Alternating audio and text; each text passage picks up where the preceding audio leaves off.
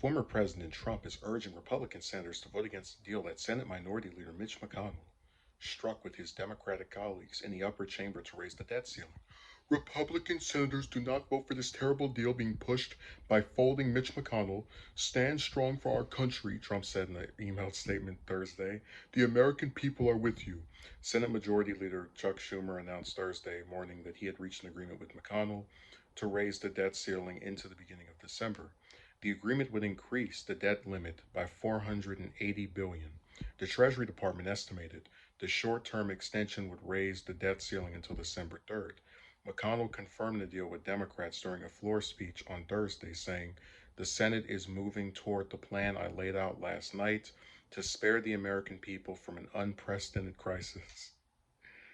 And he makes himself sound like just this big superhero that's rescuing us.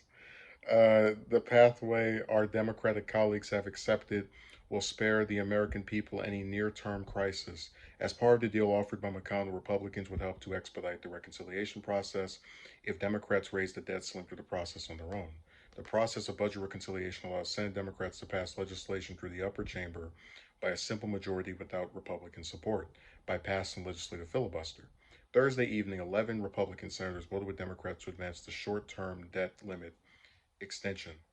So I'm not going to read this whole recap because it's not necessary to addressing what Trump said. So I talked about how one of the things he has is still a lot of influence on Republicans, especially national ones, who are worried that if they don't support him, you know, if he runs for president in 2024, uh, they might lose votes. Just they're really scared of him, right? So I think this actually stands a pretty good chance of, how to explain it. Normally, I would say that this is going to be very influential because he's the most popular Republican.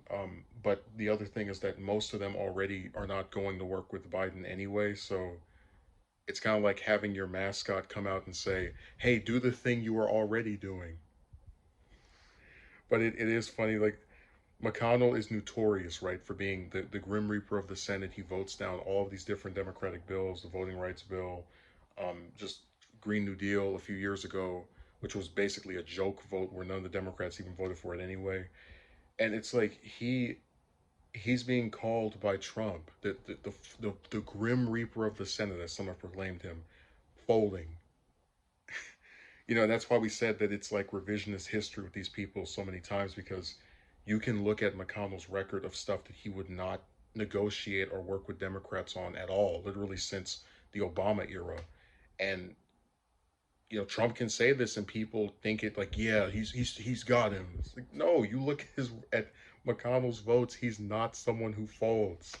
He's a lot of things, but he's not someone who works with Democrats.